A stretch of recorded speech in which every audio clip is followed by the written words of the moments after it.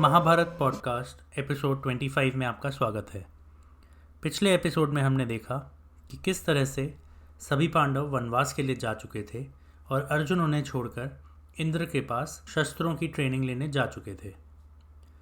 उसी समय धृतराष्ट्र विदुर से बात कर रहे होते हैं कि ये हमने क्या किया और अर्जुन जिसमें इतना बल है और भीमसेन और अन्य सभी पांडव मिलकर जब हम पे चढ़ाई करेंगे तो हम क्या करेंगे। विदुर सिवाय सांत्वना के उन्हें और कुछ नहीं दे पाते। वहीं दूसरी तरफ बचे हुए पांडव आपस में बातें कर रहे होते हैं और भीमसेन कहते हैं कि अर्जुन सा बली कोई नहीं है, मैं पर्वत को भी तोड़ सकता हूँ, तो क्यों नहीं हम अभी जाकर हस्तिनापुर पर चढ़ाई कर देते हैं। भीम ये भी कहते हैं कि किसी कपटी को कपट से हराओ, यह तो शास्त्रों में भी लिखा है। इसका युधिष्ठिर जवाब देते हैं कि कपट मेरे अंदर है ही नहीं, तो अभी 13 साल का वनवास तो भुगतना ही पड़ेगा और उसके बाद अर्जुन और भीम जाकर कौरवों को हरा सकते हैं। इसी समय वहाँ पर महर्षि बृहदश्वक आते हैं। उनको देखकर युधिष्ठिर बोलते हैं कि मेरे जैसा अभागा राजा तो कहीं होगा ही नहीं। इस पर महर्षि कहते हैं कि आपका यह कहना ठीक नहीं है कि मुझसा दुखी राजा और कोई हुआ ही नहीं, क्योंकि मैं तुमसे भी एक ज़्यादा दुखी राजा को जानता हूँ और आज मैं उन्हीं की कहानी तुम्हें सुनाऊंगा। कुछ समय पहले नल नाम के एक राजा थे। वो बहुत ही गुणवान, सुंदर और सत्यवादी थे। उनकी सेना भी बहुत बड़ी थी और उनका राज्य भी बहुत खुश था। उसी समय एक भीमक करके राजा थे जिनके 3 पुत्र और एक पुत्री थी। पुत्री का नाम दमयंती था। दमयंती भी बहुत ही सुंदर थी और उसकी ख्याति बहुत ही दूर दूर तक फैली हुई थी। दमयंती की ख्याति इतनी दूर तक फैली थी कि राजा नल को भी सुन सुनकर ही दमयंती से प्यार हो गया था। एक बार जब राजा नल शिकार कर रहे थे तो उन्हें बहुत से हंसों का झुंड मिला और राजा नल ने उन्हें मारना चाहा। उसी समय हंसों ने बोला कि क्यों ना हम जाकर और दमयंती के सामने आपकी तारीफ़ कर दें, तो वो भी आपसे प्यार करने लगेंगी और आप शादी कर लेंगे। राजा ने यह सुनकर हंसों को छोड़ दिया। हंस उड़कर दमयंती के पास गए और वहाँ पर राजा नल की इतनी तारीफ़ करी कि दमयंती को भी राजा से प्यार हो गया। प्यार ही प्यार में दमयंती पतली होने लगी और उनके पिता भीमक को लगा कि इनकी शादी कर देनी चाहिए। दमयंती के लिए योग्य वर ढूंढने की शुरुआत हुई तो नल को भी पता लगा और आकाश में देवी देवताओं को भी पता लगा। जब नल जा रहे थे अपना कारवां लेकर तो वहाँ पर इंद्र आए और उन्होंने कहा कि राजा नल, हमारी सहायता के लिए आप हमारे दूत बन जाइए। नल ने प्रतिज्ञा ले ली कि वो उनकी सहायता करेंगे। इस बात पर इंद्र ने उन्हें कहा कि इंद्र, वरुण, अग्नि और यम देवता दमयंती से विवाह करना चाहते हैं, तो अब आप जाएं और दमयंती को बोलें कि इनमें से किसी भी एक को चुन लें।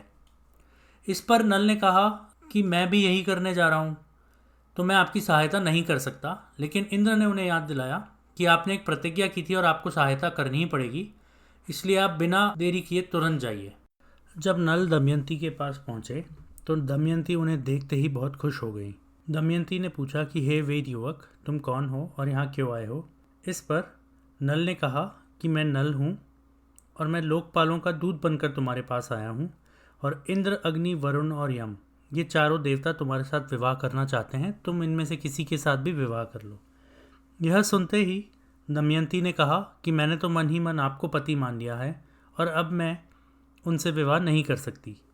तो राजा नल ने कहा कि मैं तो यहाँ उनका दूत बन के आया हूँ, मैं खुद ही अगर अपना विवाह करा लूँ तो वो कितनी बुरी बात है।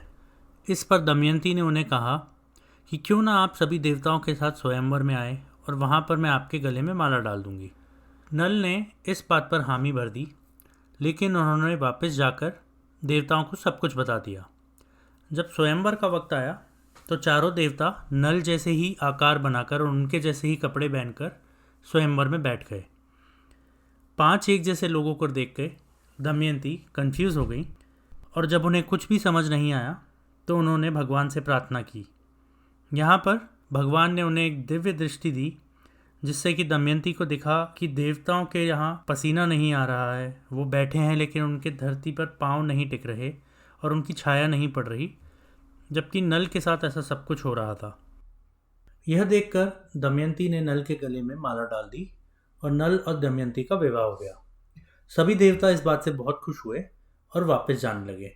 रास्ते में जाते हुए देवताओं को कलयुग मिला। कलयुग ने उनसे पूछा कि कहाँ जा रहे हो। तो देवताओं ने जवाब दिया कि हम नल और दमयंती के विवाह से आ रहे हैं। कलयुग ने कहा कि ये तो देवताओं को मिलना चाहिए था, दमयंती का विवाह एक मनुष्य से कैसे हो गया। इस बात पर कलयुग ने कहा कि अब मैं नल को नहीं छोड़ूंगा, मैं नल के अंदर घुस जाऊंगा और उसका पूरा राजपाट ले लूंगा। रास्ते में कलयुग को द्वापर मिला और उन दोनों ने कहा कि हम दोनों ही नल को बर्बाद कर देंगे। वो राजा नल की राजधानी में लगभग 12 साल तक रहे और क्योंकि राजा नल इतने अच्छे थे कि वो सारे धर्म और कर्म करते थे, कलयुग और द्वापर राजा नल का कुछ नहीं बिगाड़ पाए। फिर एक रात राजा नल बाथरूम जाकर वापस आए तो उन्होंने हाथ नहीं धोए।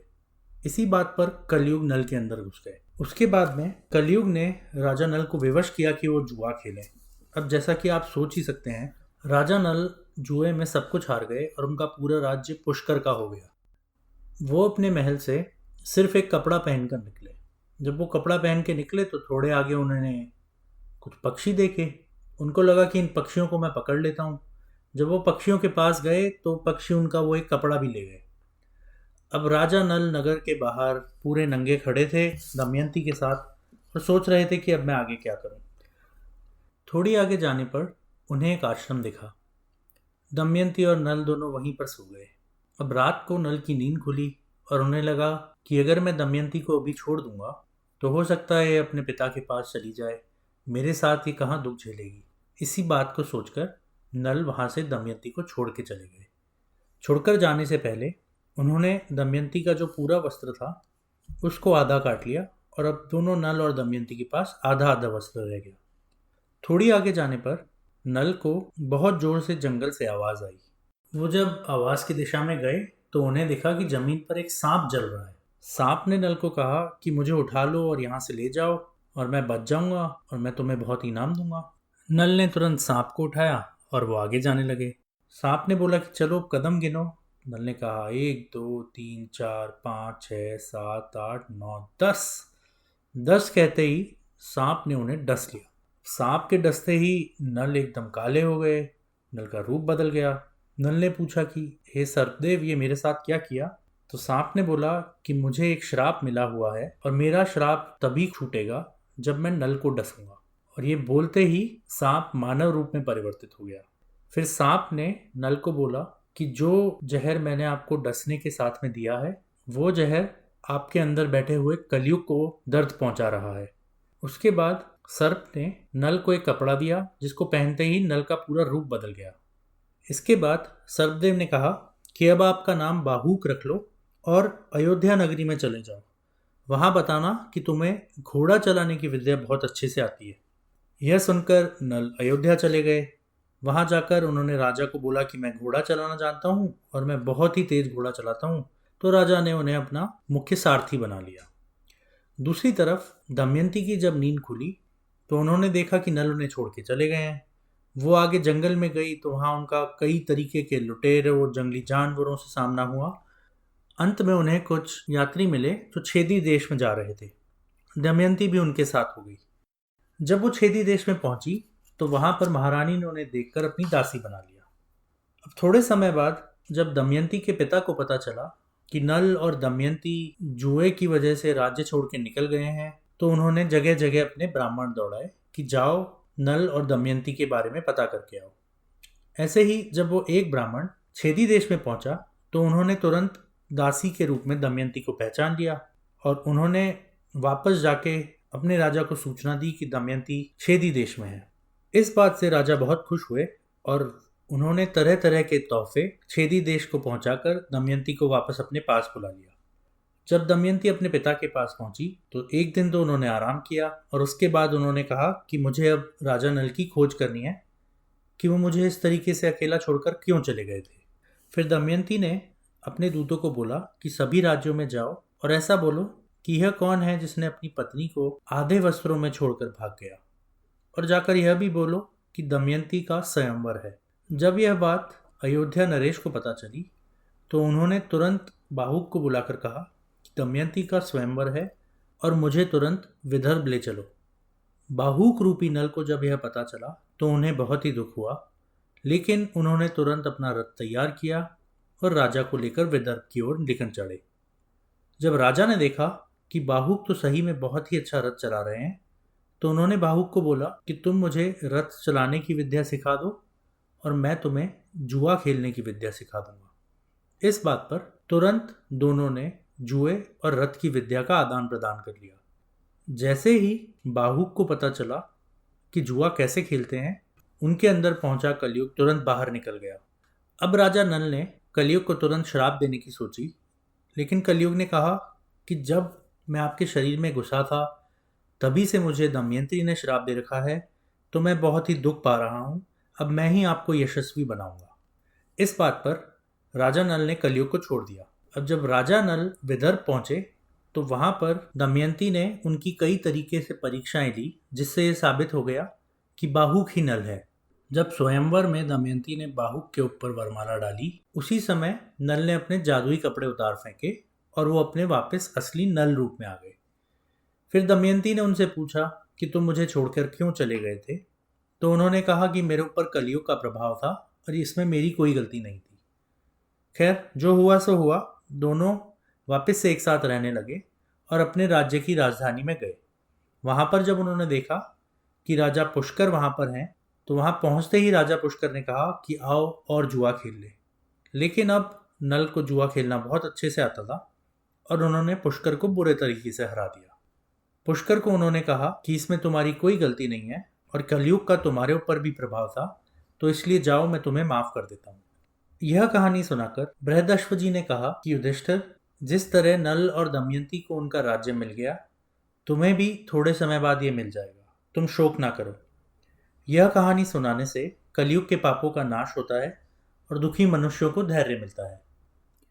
युधिष्ठिर और पांडवों ने यह कहानी सुनी और उसके बाद वो विचार विमर्श कर ही रहे थे कि वहां पर महर्षि लोमश आ गए। महर्षि ने उन्हें बताया कि वो अभी इंद्र की सभा से आ रहे हैं और वहां पर उन्हें अर्जुन इंद्र के आधे सिंहासन पर बैठे हुए मिले थे। अर्जुन और इंद्र ने कहा था कि महर्षि लोमश युधिष्ठिर और अन्य पांडवों के पास जाएं और उन्हें बताएं कि अर्जुन ने हर तरह की अस्त्र विद्या प्राप्त कर ली है। साथ ही साथ अर्जुन ने नृत्य और तरह तरह के वाद्य यंत्र बजाने की विद्या भी प्राप्त कर ली है। यह सुनने के बाद लोमश ऋषि ने कहा कि अर्जुन चाहते हैं कि आप सब लोग अब तीर्थ यात्रा पर जाएं और अपने मन और तन दोनों की शुद्धि कर लें। इसके बाद सभी पांडव और द्रौपदी तीर्थ यात्रा पर जाते हैं और उन्हें वहां पर तरह तरह के ऋषि मुनि मिलते हैं जो उन्हें बहुत सी कहानियां सुनाते हैं। तीर्थ यात्रा के बीच में ही पांडवों को श्री कृष्ण और बलराम भी मिलते हैं और वहां पर यह प्रसंग आता है कि क्यों ना श्री कृष्ण और बलराम दुर्योधन को उसकी करनी का फल दे दें और उसे मार डालें। इस बात पर श्री कृष्ण बोलते हैं कि क्योंकि युधिष्ठिर एक धर्मात्मा है, तो वो किसी भी इच्छा, भय या लोभ से अपने राज्य को नहीं पाना चाहेंगे, बल्कि वो अपनी बुद्धि और बल से इसे जीतना चाहेंगे। इस बात पर महाराज युधिष्ठिर हामी भरते हैं और कहते हैं कि श्री कृष्ण बिल्कुल सही कह रहे हैं। चलते चलते सभी पांडव कैलाश पर्वत पहुंच गए और वहां पहुंचकर उन्हें ऐसा लगा कि अब तो अर्जुन उन्हें मिल ही जाएंगे। वो वहां काफी समय तक रुके। वहां पर एक बार द्रौपदी को एक कमल का फूल दिखा। जब उन्होंने देखा तो उनको लगा कि इसे मैं महाराज युधिष्ठिर को भेंट करूंगी और उन्होंने भीम को बोला कि भीम, जाओ और मेरे लिए कमल का फूल लेकर आओ। यह सुनते ही भीम ने अपने सभी अस्त्र शस्त्र उठाए और वो उस दिशा में चल पड़े जहां से कमल का फूल आया था। जब वो वहां जा रहे थे तो बहुत ही शोर मच रहा था। भीम अपनी गर्जना कर रहे थे और इसका आभास पास ही लेटे हनुमान जी को हुआ। हनुमान जी को लगा कि यह केलों के पेड़ के बीच में जो रास्ता बना है, यहाँ तो सिर्फ देवता ही जा सकते हैं। तो अगर भीम इसी तरीके से शोर मचाते हुए जाएंगे तो कोई ना कोई देवता उन्हें जरूर श्राप दे देंगे। इसी बात पर हनुमान जी केलों के पेड़ के बीच में एक रास्ता था, वहां पर लेट गए। जब भीम वहां पर आए तो उन्होंने कहा, ओ बंदर, यहाँ से हट जाओ। लेकिन हनुमान जी टस से मस ना हुए। इस बात पर भीम ने उनको उठाने, उनकी पूंछ मरोड़ने और सभी तरीके के प्रयत्न और प्रयास कर लिए, लेकिन हनुमान जी हिले भी नहीं। यहाँ पर भीम को अपनी गलती महसूस हुई और उन्होंने हाथ जोड़कर हनुमान जी से माफी मांगी और पूछा कि आप कौन हैं जिसको भीम भी नहीं हिला पा रहा है। इस बात पर हनुमान जी ने उन्हें बताया कि मैं हनुमान हूँ और साथ ही साथ रामायण के बारे में भी थोड़ा सा बताया, किस तरह से उन्होंने रावण का वध करने में राम जी की मदद की थी। यह बात सुनकर भीम तुरंत हनुमान जी के सामने नतमस्तक हो गए और उन्हें बताया कि किस तरह से युधिष्ठिर और अन्य पांडवों को उनके राज्य से निकाला जा चुका है। हनुमान जी ने यह सुन के भीम को कहा कि मैं तुम्हें गर्जना का वर देता हूँ, और जब भी तुम युद्ध के मैदान में होगे वहां पर जोर से चिल्लाओगे तो सारे शत्रुओं का बल फीका पड़ जाएगा और तुम उन्हें आराम से मार सकोगे। हनुमान जी ने यह भी कहा कि यह कमल तुम्हें सौंदीक वन में मिलेगा, और उस वन में देवताओं, यक्ष और राक्षसों का राज है, और वहां थोड़ा ध्यान से ही जाना। भीम ने हनुमान जी के हाथ जोड़े और सौंदीक वन की तरफ जाने लगे। जब भीम सौंदीक वन पहुंचे तो वहां पर उन्होंने एक बहुत ही बड़ा सरोवर देखा जिसके अंदर बहुत से कमल थे। साथ ही साथ तुरंत वहां पर बहुत से राक्षस भी आ गए और उन्होंने भीम को कहा कि यहाँ पर कोई जीवित मनुष्य नहीं आ सकता। अगर तुम्हें कमल ले जाना है तो कुबेर की आज्ञा ले लो। इस बात पर भीम ने कहा कि राजधर्म है कि मैं किसी की आज्ञा नहीं लेता, और मैं तो ऐसे ही कमल लेके जाऊंगा। इस बात पर सभी राक्षस भीम से लड़ाई करने लगे, लेकिन भीम भी कहाँ पीछे हटने वाले थे। उन्होंने सभी राक्षसों की इतनी पिटाई करी कि वो जाकर तुरंत कुबेर के पास चले गए। कुबेर ने कहा कि मैं जानता हूँ कि भीम द्रौपदी के कहने पर यहाँ कमल ले जाने आए हैं, उन्हें जितने कमल ले जाने हैं ले जाने दीजिए। इस बात का इफेक्ट ये भी हुआ कि जब भीम लड़ रहे थे तो सूरज धूल में छुप गया और दिन रात में बदल गया। युधिष्ठिर को तुरंत पता चल गया कि भीम जरूर कहीं पे लड़ रहे हैं, और उन्होंने जब द्रौपदी से पूछा कि भीम कहाँ है तो द्रौपदी ने जवाब दिया कि भीम ने मुझे एक कमल दिया था और मैंने उन्हें कहा कि अगर और भी ऐसे कमल मिल जाएं तो ले आओ, मैं यह कमल युधिष्ठिर को देना चाहती हूँ। इस बात पर युधिष्ठिर और सभी पांडव तुरंत कुबेर की नगरी के लिए रवाना हो गए। जब वो कुबेर की नगरी पहुंचे तो कुबेर ने उनका स्वागत किया और फिर उन्हें वहां से आगे तीर्थ करने के लिए मंदराचल पर्वत भेज दिया। इसी समय राजा इंद्र ने भी कहा कि अर्जुन, तुम्हारा स्वर्ग में रहने का कार्यकाल अब पूरा हो चुका है और तुम अब जाओ और अपने भाइयों से मिलो। अर्जुन भी तुरंत युधिष्ठिर और अन्य पांडवों से मिलने के लिए मंदराचल पर्वत आ गए। यहाँ मैं बताना चाहूँगा कि पांडवों के वनवास में 5 साल अभी तक गुजर चुके हैं। ऐसे ही वनवास में समय बिताते हुए एक बार सभी पांडव रमणीक वन के पास में पहुंचे। वहां पर उन्हें एक ब्राह्मण मिला जिन्होंने पहले पांडवों से मुलाकात करी, और उसके बाद वो धृतराष्ट्र के पास चले गए। धृतराष्ट्र के पास जाकर इस ब्राह्मण ने बताया कि पांडव तो वनवास कर रहे हैं और उनका शरीर भी बहुत दुर्बल हो गया है और उनके पास खाने के लिए भी कुछ नहीं है और वो बहुत दुखी हैं। ब्राह्मण ने यह भी कहा कि अर्जुन इंद्र के पास चले गए थे और वहाँ पर उन्होंने अस्त्र शस्त्र की बहुत अच्छी ट्रेनिंग ली है। साथ ही साथ उन्होंने बहुत सारे दिव्यास्त्र भी प्राप्त किए हैं। यह सब सुन के धृतराष्ट्र ने कहा कि युधिष्ठिर बहुत ही धर्मात्मा हैं और उनके साथ में भीम जैसे असीम बाहुबल वाले पांडव भी हैं। वहीं साथ में अर्जुन भी है जो दुनिया का सर्वश्रेष्ठ धनुर्धर है। इसके बाद भी जब उन्हें कपट से हराया गया तो उन्होंने वहां पर दुर्योधन, शकुनी व अन्य कौरवों को नहीं मारा। यही उनकी महानता है। धृतराष्ट्र की ये बात पास में बैठे हुए शकुनी ने भी सुनी और उन्होंने कर्ण के साथ जाकर दुर्योधन को भी सुना दी। दुर्योधन इस बात से काफी उदास हो गए। शकुनी और कर्ण ने उन्हें कहा कि जब तुमने अपने पराक्रम से पांडवों को यहाँ से निकाला है तो तुम व्यर्थ ही चिंता मत करो, बल्कि उस तरह से धरती का आनंद लो जिस तरह से इंद्र स्वर्ग का आनंद उठाते हैं। दुर्योधन ने कहा कि मैं तो सिर्फ एक बार पांडवों को देखना चाहता हूँ जहाँ उनका शरीर मिट्टी में सना हुआ हो और उनके पास खाने के लिए कुछ ना हो और पहनने के लिए कुछ ना हो, लेकिन मैं उनके पास जाऊंगा कैसे। इस बात पर कर्ण और शकुनी ने कहा कि जहाँ पर अभी पांडव ठहरे हुए हैं वहाँ पर बहुत सारे अपने ग्वाले आए हुए हैं, तो आओ ग्वालों का बहाना लेकर हम उनसे मिलने चलते हैं। दुर्योधन को यह तरकीब पसंद आई। उन्होंने ग्वालों का बहाना लगाकर धृतराष्ट्र को बोला और रमणीक वन के लिए रवाना हो गए। वो अपने साथ में दुशासन, शकुनी, कई भाई और कई हजारों स्त्रियां लेके गए। साथ ही साथ वो 8,000 रथ, 30,000 हाथी, हजारों पैदल और 9,000 घोड़े भी लेके गए। इसके साथ में सैकड़ों की संख्या में बोझा ढोने वाले टट्टू, दुकान, बनिए और बंदीजन भी चले। जब उन्होंने अपने ग्वालों की गिनती कर ली उसके बाद दुर्योधन ने बोला कि यहाँ पर एक क्रीड़ा भवन बनाते हैं। क्रीड़ा भवन यानी कि खेल करने के सामान का भवन। उसके लिए वहाँ पर पास में एक सरोवर था जिससे पानी लेकर आना था। जब दुर्योधन के सिपाही वहाँ पर पानी लेने गए तो वहाँ पर एक गंधर्व आ गया और बोला कि यहाँ पर तो गंधर्वों के राजा चित्रसेन अभी क्रीड़ा कर रहे हैं, तो आप यहाँ नहीं आइए, यहाँ पर आपका घुसना निषेध है। अब इस बात पर सैनिक ने दोबारा आके जब दुर्योधन को बोला तो दुर्योधन को बहुत क्रोध आया और उन्होंने कहा कि जाओ सभी गंधर्वों को मार भगाओ। जब दुर्योधन के सिपाही गए तो वहां पर कुछ ही गंधर्व थे। सिपाहियों ने उनको मार भगाया और उनमें से कुछ जाकर महाराज चित्रसेन के पास पहुंचे। महाराज चित्रसेन ने कहा कि अब सारे गंधर्व ले जाओ और इन कौरवों को अच्छी तरीके से सबक सिखाओ। जब सारे गंधर्व वहां पहुंचे तो बहुत ही रक्तपात हुआ। बहुत से गंधर्व भी मारे गए और बहुत से कौरव भी मारे गए। गौर करने वाली बात यह है कि जब यह लड़ाई आगे चल रही थी तो बहुत से कौरव और उनके सिपाही पीठ मोड़कर भाग खड़े हुए। इनमें से एक कर्ण भी था। जब कर्ण की पिटाई होने लगी तो कर्ण तुरंत भाग गया। दुर्योधन हालांकि फिर भी मैदान में जुटा रहा और अंत में सभी गंधर्वों ने उन्हें पकड़ के बंदी बना लिया। भागते हुए कुछ कौरव युधिष्ठिर के पास जा पहुंचे और उन्हें कहा कि दुर्योधन व अन्य भाइयों को गंधर्वों ने बंदी बना लिया है और आप जाइए और उन्हें छुड़ाइए। यह सुनकर भीम ने कहा कि अगर पाप करोगे तो पाप का फल भी भोगना पड़ेगा। लेकिन इस बात पर युधिष्ठिर ने उन्हें डांटा और कहा कि यह हमसे मदद मांग रहे हैं, इस समय हमें और कुछ नहीं सोचना चाहिए बल्कि इनकी मदद करनी चाहिए।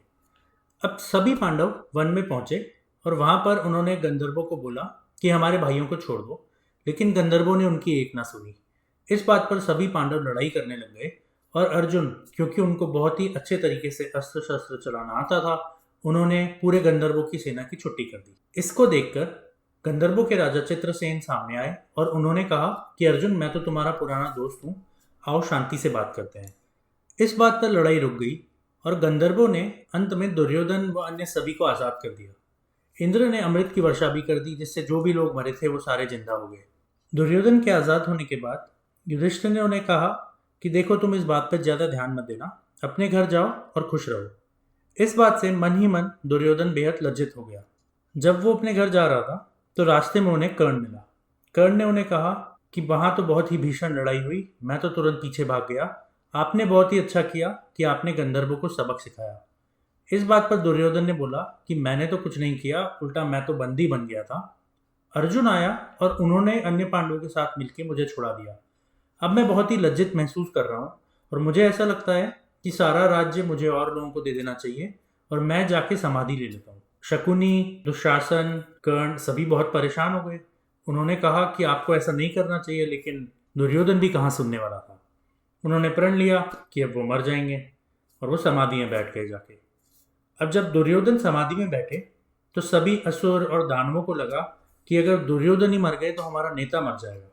फिर उन सभी ने बृहस्पति और शुक्र के बताए हुए कुछ यज्ञ किए और उस यज्ञ से एक बहुत ही बड़ी राक्षसी पैदा हुई। उन्होंने उस राक्षसी को कहा कि जाओ और राजा दुर्योधन को यहाँ लेके आओ। जब वो राक्षसी राजा दुर्योधन को असुर और राक्षसों के पास लेके गई तो राक्षसों ने उन्हें बताया कि आपकी मदद करने के लिए बहुत से लोग पृथ्वी में पहले ही आ चुके हैं। अभी थोड़े और दैत्य भीष्म, द्रोण और कृपाचार्य के अंदर भी आएंगे और दया और स्नेह को तिलांजलि देकर वो आपके शत्रुओं से संग्राम करेंगे। महारथी कर्ण भी अर्जुन का वध कर देगा। यह सब बातें सुन के दुर्योधन को लगा कि हो सकता है कि मैं ज़्यादा ही सोच रहा हूँ। उसके बाद राक्षसों और दैत्यों ने वापस से दुर्योधन को अपनी समाधि वाली जगह पहुंचा दिया। फिर वहां पे कर्ण आया और कर्ण ने भी कहा कि आप घबराओ मत, जब लड़ाई होगी तो अर्जुन को मैं संभाल लूंगा। मैं प्रण लेता हूँ कि 13 साल का वनवास पूरा होते ही मैं अर्जुन को आपके सामने मार के दिखाऊंगा। इस बात से दुर्योधन में बहुत सारी हिम्मत आ गई और उन्होंने कहा कि चलो ठीक है, मैं मेरा प्रण वापस लेता हूँ और वापस हस्तिनापुर चलता हूँ। आज के लिए इतना ही। अगली बार जब हम मिलेंगे तो हम बात करेंगे कर्ण के जन्म के बारे में। हम और भी बात करेंगे विराटनगर की चढ़ाई के बारे में। सुनने के लिए धन्यवाद।